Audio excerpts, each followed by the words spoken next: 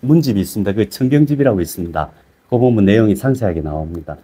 그러니까 이분 기록이 정확한데, 이제 돌아가시고 나서 한참 후에 그 옛날에는 대둔사라고 불렀습니다. 지금 해남 대흥사 그러죠.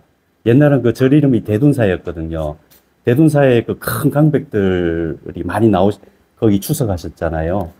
그래, 그 추석했던 큰, 강사 중에 한 분으로 이 환성지한 스님도 그 머무셨거든요.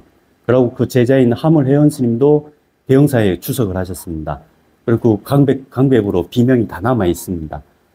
그래, 그 대흥사에 세워진 환성지한대사의 그 비명은 누가 지었나 하면은 이조 판서를 역임한 홍계희라는 분이 있었습니다.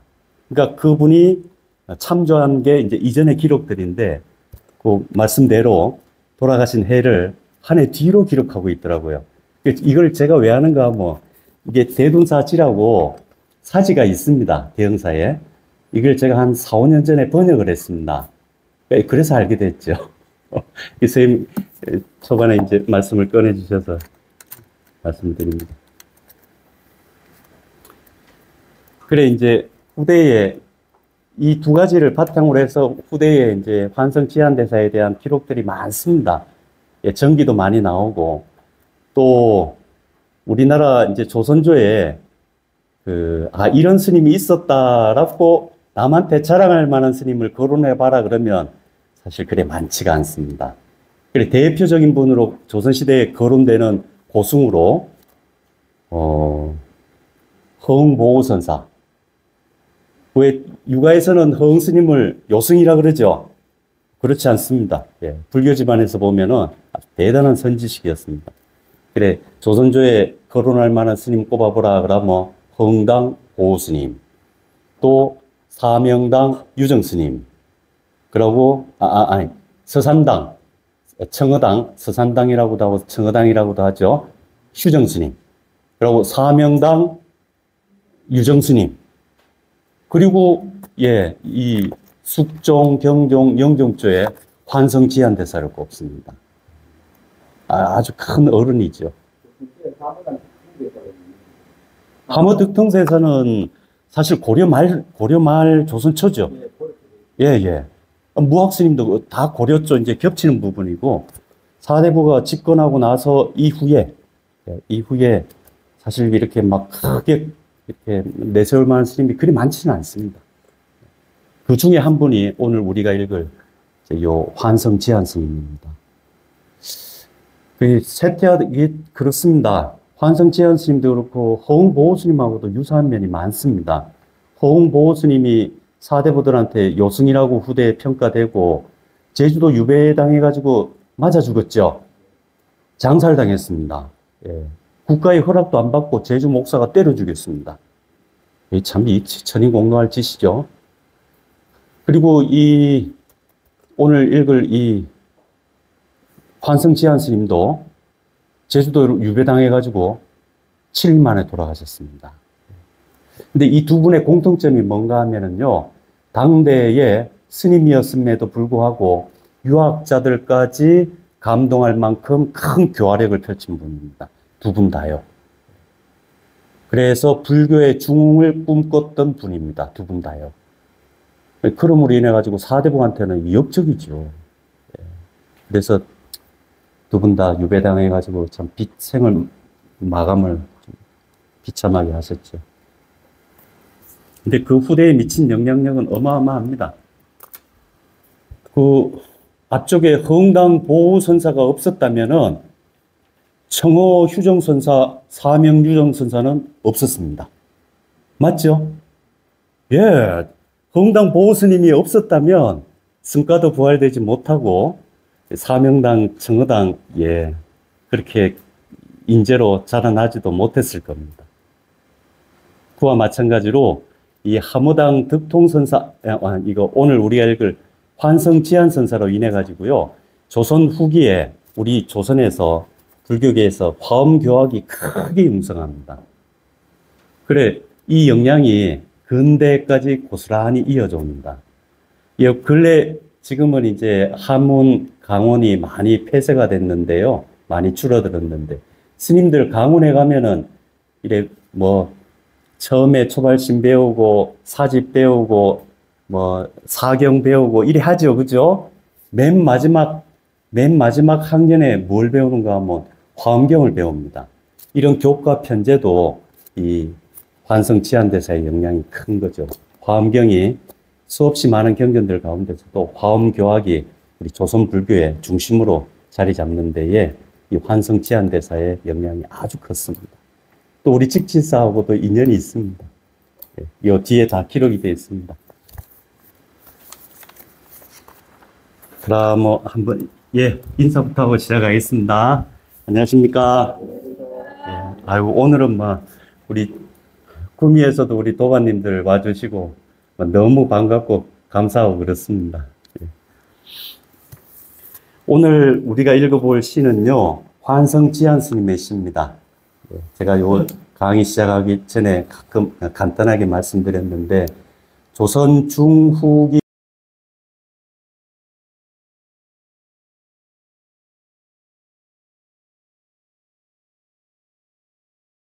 온 세계가 한 눈 속에 쏙 들어오네. 이런 의미입니다.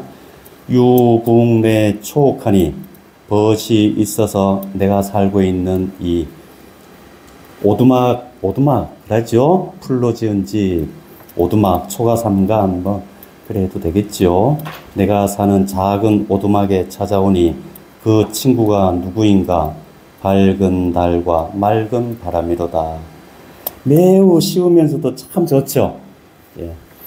실자는 옥자의 오자입니다.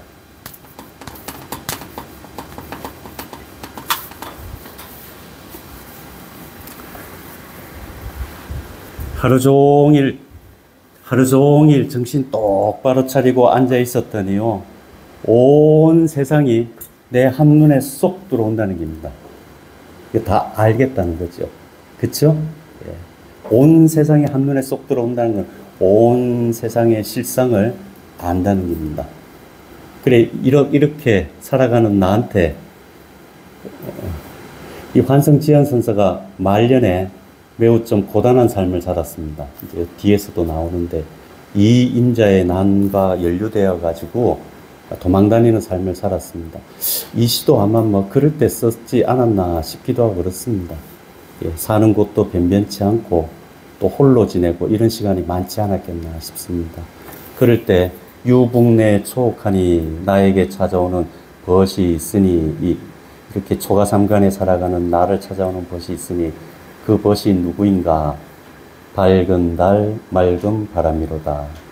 밝은 달 맑은 바람 벗 삼고도 넉넉하고 편안하게 살아갈 수 있다 그러면 그런 사람이 도인 아닐까 싶습니다. 이 시 참 좋죠? 예, 이 시를요, 이제, 근래에 올 초에 세미나도 했었는데, 요 위에 올라가면 중암이라고 있습니다. 중암에 주석하셨던 관웅 노스님이 그 말년에 소일하시면서 지었던 정자가 있거든요. 그 정자에 노스님이 요 시를 좋아하셨습니다. 그래서 주련에 요 시를 써가지고 걸어 놨습니다. 그 글씨는 누가 썼나 하면 우리 선생님 잘 아시겠네요. 제주도에 소암이신가요? 현중화 선생님, 소암 선생님이죠. 유명한 명필가십니다. 그 소암 선생님 직접 중암에 모셔가지고 쓴 거를 주련으로 걸어 놨습니다. 그리고 요 앞에서도 보면은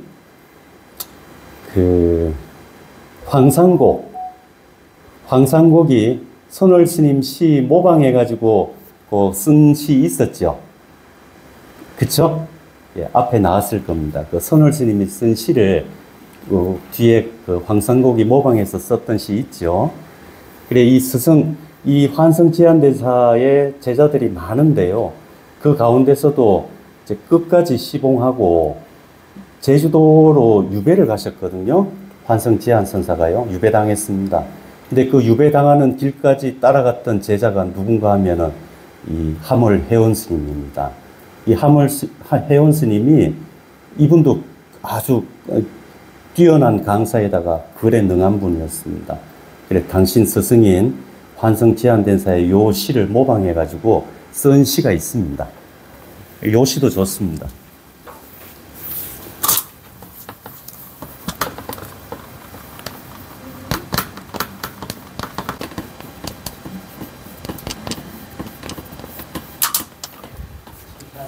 제자인 하물혜원 스님이 쓴 시입니다. 스승의 시를 모범으로 삼아서 또는 모방해서 쓴 시입니다. 이걸 효 그러죠. 예. 종일 성성자론이 요 의미는 똑같습니다. 진일 성성자론이 종일 성성자론이 하루 종일 또렷또렷하게 앉아 있었더니 제천이 화우 표라. 요건 이제 저 경전에 나오는 표현입니다. 여러 군데에서 부처님이 대중들에게 설법을 하고 났더니 온 여러 하늘나라 신들이 감탄하면서 이렇게 꽃을 뿌렸다. 이런 얘기 들어보셨죠? 예, 부처님뿐만이 아니고 후대에도 뭐 그런 역사적인 기록도 나오고 그렇습니다. 불교 통사에 보면 그런 기록 나옵니다. 어떤 스님이 대중법문을 했는데요. 기가 막히게 잘했나 봅니다. 진짜로 하늘에서 꽃비가 내렸답니다. 그 역사 기록에도 나옵니다. 이거는 이제 그 수행자들이 부처님을 비롯해가지고 수행자들이 아주 참답게 법을 펼칠 때 이 온 산천이 감흥한다는 것을 요래 표현해 놓은 겁니다. 하루 종일 또렷또렷 이렇게 앉아 있었더니요, 말 한마디 안 해도 온 하늘나라 신들이, 저 천 다음에는 신자가 생략되어 있는 겁니다. 온 하늘나라의 신들이 화우표라, 꽃을 비처럼 흩날리네, 꽃비가 흩날리네, 꽃을 뿌린다는 겁니다.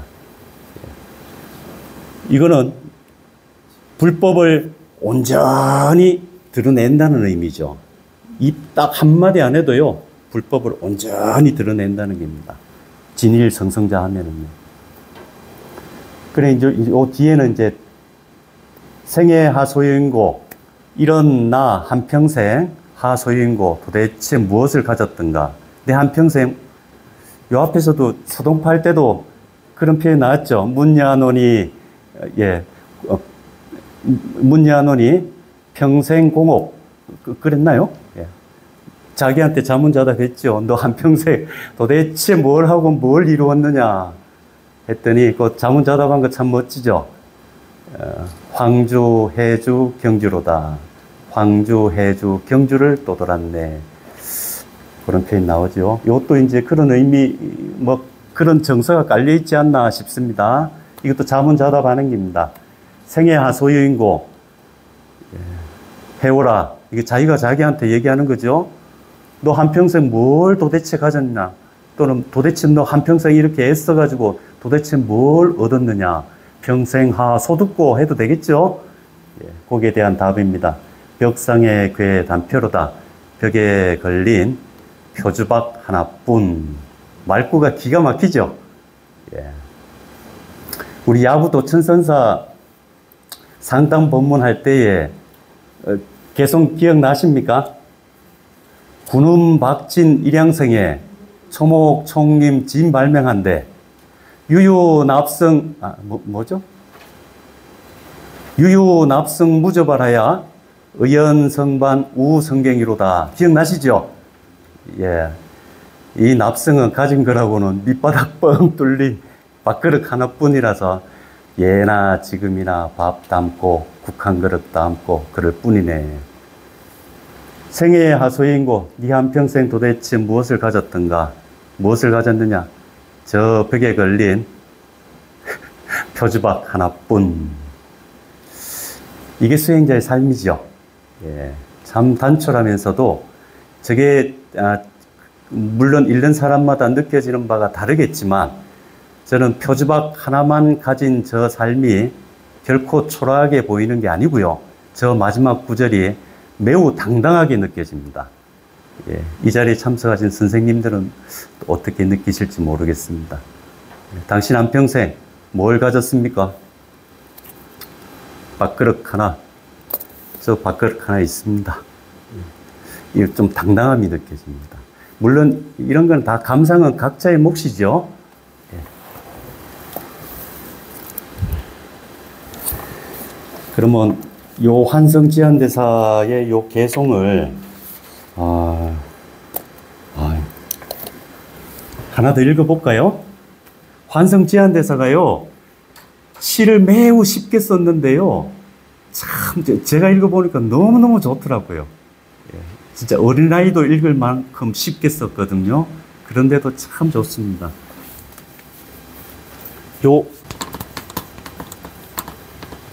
이 시도 저는 참 좋더라고요. 벽파 남북통하고 사는 집입니다. 아까 그 총 나왔죠. 예, 살림살이가 궁박했습니다. 궁벽했습니다. 벽이 부서져서 남쪽이 북쪽으로 뻥 통한다는 겁니다. 벽이 시원찮은 거죠. 또 벽 있으면 지붕도 있어야 될 거 아닙니까? 근데 집이 허술하니까 지붕도 시원찮은 겁니다. 처마가 성걸어서 안근천이라 방 안에 앉아 있는데요, 하늘이 바로 비는 겁니다. 눈이 하늘에 가깝네, 하늘이 눈에 가깝네, 하늘이 눈에 쏙 들어오네. 그쵸? 예. 마기 황량고하라. 여러분, 이렇게 사는 놔두고 황량하게 참 힘들겠습니다 라고 말하지 마십시오. 영풍 두걸은 선인이라. 저 시원한 바람 맞이하고 달림 또 오면은, 달림 보는 데에서는 내가 제일 먼저라고. 참 좋죠. 예, 참 좋습니다. 예. 이런 마음이라 그러면 어떤 처지건, 우리 저 앞에 도연명 선생님 시 나왔죠. 그 도연명 선생님 그 글 중에 귀거래사라고 있거든요. 그 마지막 구절에 낙부 천명 부해의리요 하는 구절이 있습니다. 이런 분이 이미 글에 된 분들이 아닌가 그런 생각이 듭니다. 그러면 환성시집 해가지고요, 요 환성제안대사의 요 시를 이해하려고 하면 배경을 알면 훨씬 낫습니다. 예, 이 사람이 어떻게 살았는지를 알면은 이 사람이 한 말이 훨씬 깊게 다가오죠. 예. 유북내 초옥하님 청풍여 명월이로다. 이 구절도 아주 권세 누리고 세상의 복락 다 누리고 한 사람이 이 말 하는 거하고, 그쵸? 온갖 험난한 고난 다 겪으면서 이렇게 말하는 거하고는 천지 차이죠. 표현은 똑같지만. 그래서 그 배경을 한번 보도록 하겠습니다. 요게 환성화상 행장, 요게 아까 말씀드렸던 제자인 하물혜원 스님이 쓴 건데요. 환성 시집에 수록되어 있습니다. 한번 읽어보겠습니다.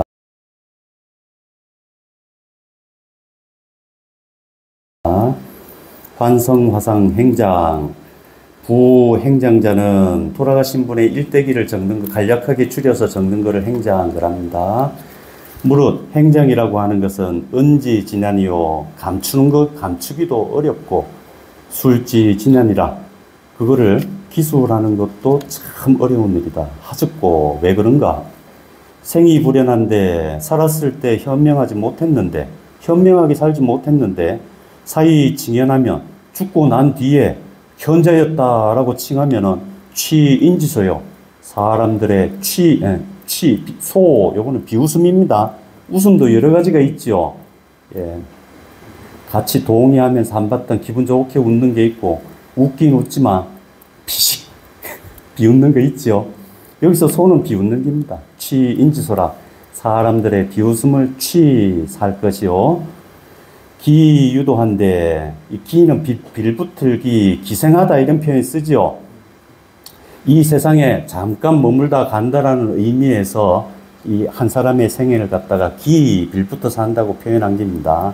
그러니까 살았을 때에 도가 있었는데, 기유도한데, 살아계셨을 때, 이 세상에 살아계셨을 때는 도가 있었는데, 귀무연하면 돌아가신 뒤에 그 아주 큰 도도 있고 행정도 있고 공업도 있었는데, 이건 귀적이죠. 돌아가신 뒤에, 정멸로 돌아가신 뒤에 무현, 드러냄이 없다 그러면 피인직이라, 사람들의 꾸지람을 받을 것이다. 야, 이런 문장 멋지죠. 예. 없는 거를 있는 것처럼, 별로 살아서 대단하지도 않았는데 비문 거창하게 쓰는 경우 있죠. 이러면 세상 사람들이 뭐라 그럴까요? 웃습니다. 아는 사람들은. 그렇죠? 이 말 가지고 만든 거잖아요. 사실과 위배되잖아요. 예. 요새 뭐 기술이 좋으니까 뭐 죽어서뿐만이 아니고 살아서도 사진 찍는데 포토샵 하더만요.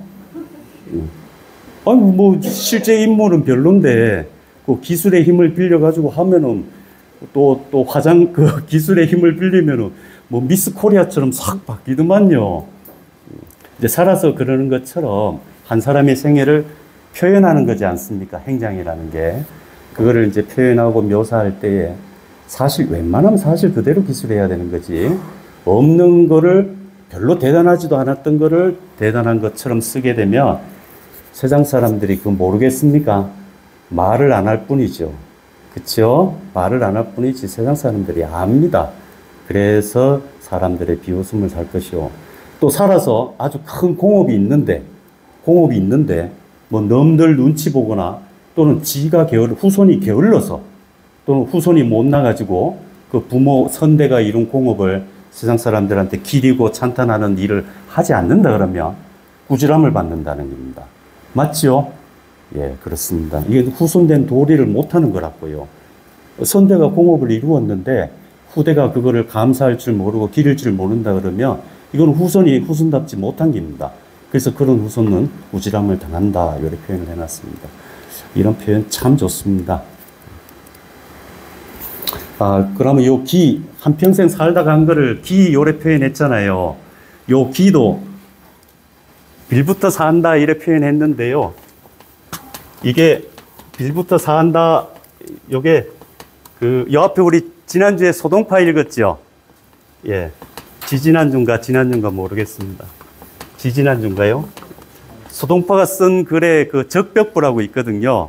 적벽부에 보면은 이제 사람이 이 세상을 한번 살아가는 게 이제 어떻게 묘사했나 하면은 기부여 천지요.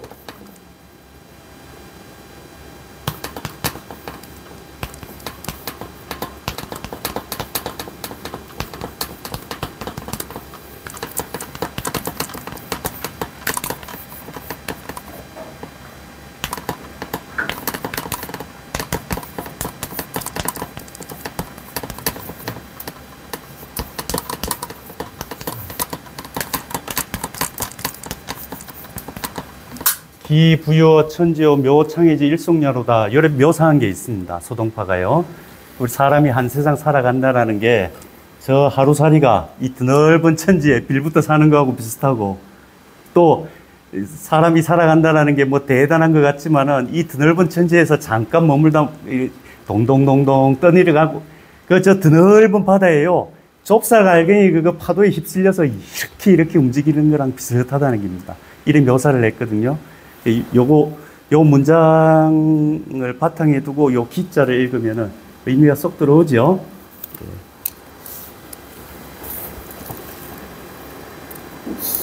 기유도한데 살아계실 때, 이 세상에 살아계실 때 도가 있었는데 돌아가시고 나서 드러냄이 없다 그러면 사람들의 꾸지람을 피 받을 것이다. 자, 이 불의 새인지 기소하고, 자, 이제 그래서 불의 새인지 기소하고 세상 사람들이 꾸짖고 비웃는 것을 두려워하지 않고 약기 선사지 시종하니라. 선사께서 시종, 일생을 시종을 합니다. 태어나서 죽을 때까지의 일을 약기, 요약해서 기록해 본다.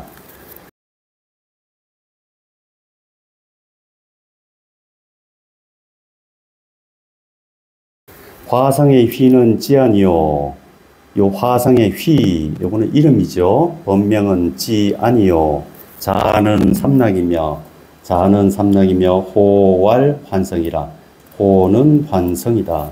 했는데 우리 한문 선생님이 시작하기 전에 말씀하셨듯이 이 성자는 이 성자를 쓰기도 하고요. 이 술깰 성자로 쓰기도 합니다. 예, 이 성자로 쓰기도 합니다. 둘 다 괜찮습니다. 예. 이런 경우 많습니다. 우리 사명대사 그러죠? 그죠? 사명대사 할 때 흔히 이렇게 쓰죠? 근데 뭐 여러 전적이, 사명대사 거론한 전적이 많지 않습니까? 예, 이사자로 쓴 경우도 많습니다. 예. 둘 다 괜찮습니다. 예. 둘 다 괜찮습니다. 어느 하나는 맞고 어느 하나는 틀리고 뭐 그러지 않습니다. 예. 그러면 요 보면은 화성의 휘는 지안이요 요래 돼 있죠.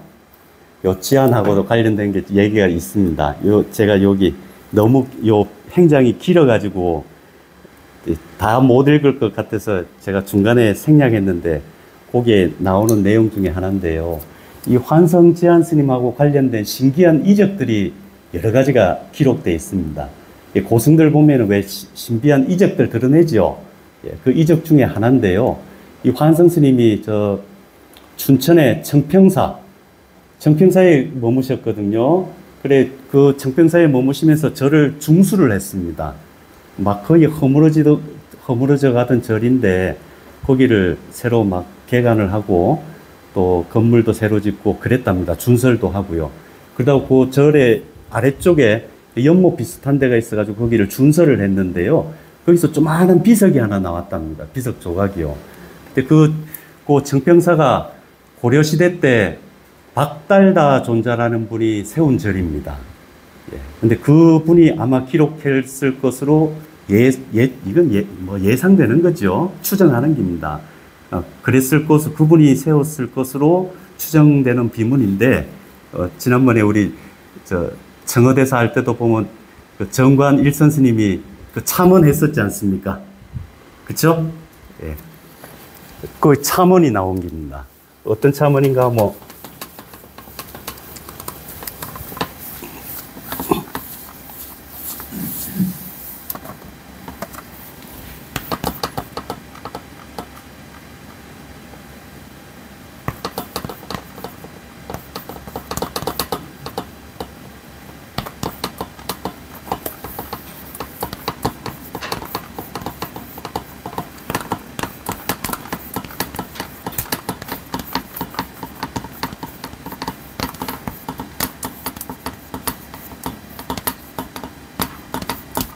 그 비석에서요, 유충, 관부, 천리래, 이런 구절이 나왔답니다. 이거 어떻게 해석해야 될까요? 이거 좀 애매하죠, 해석하기가요.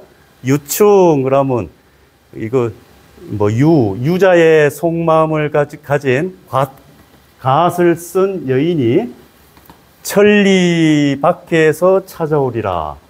뭐, 이거, 이래 해석하면 좀 의미가 이상하지 않습니까? 예. 그래서 요거를 이런 것, 예.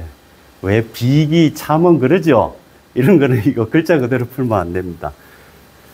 유충. 예. 유자의 속마음.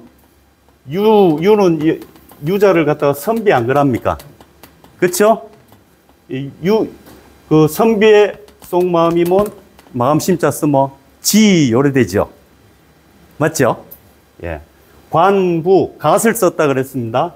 관을 쓴 부, 안악내 그랬는데요. 갓을 쓴 안악내 하면, 계집여자 쓰면, 지안, 천리래 하면은, 요 천자하고요, 말리자하고 겹쳐서 쓰면, 거듭중자가 됩니다. 그러면 레 하면은요, 지안이란 이름으로 다시 오리라.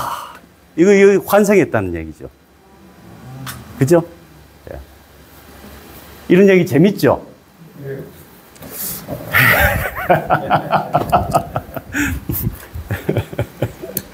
이런 신비한 이적이 있었답니다.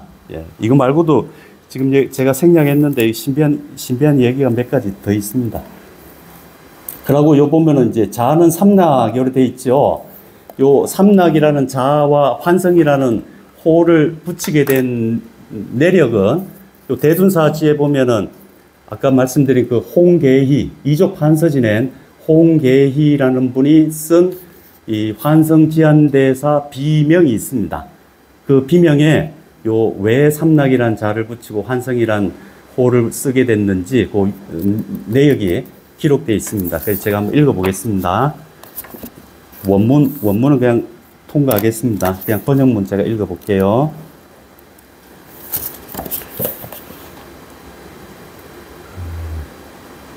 일찍이 대둔산에서 청정한 공양을 올리자 공중에서 스님의 이름을 3번 불러 스님 역시 3번 대답한 일이 있었다. 그래서 이름을 삼낙이라 하고 호를 환성이라 하였다. 예. 공양을 대둔사에 머무실 때요. 대둔사에 머물렀거든요. 대둔사 머물렀던 유명한 강백들의 비명이 대둔사 가면 쭉 있습니다. 그래서 또 비명을 세웠고요. 그래 공양을 올리는데요. 하늘에서 지아나 하고 부르더라는 겁니다. 낙은 예 하는 거죠. 응낙하죠. 예. 또 지아나 예. 지아나 예. 3번 대답했다 그래서 삼낙. 그 소리에 술 깬 사람이 정신 번쩍 차리듯이, 잠들었던 사람이 정신 번쩍 차리듯이 깨어났다. 그래서 환성, 호를 불렀다는 겁니다. 이런 얘기도 재밌죠?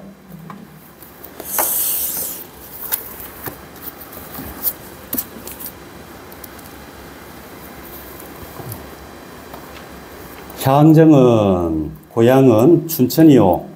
속성내 정시이며, 세속의 성씨는 정시이며, 생어 강희 갑진 6월 초 1이라고, 강희 갑진년, 1664년입니다.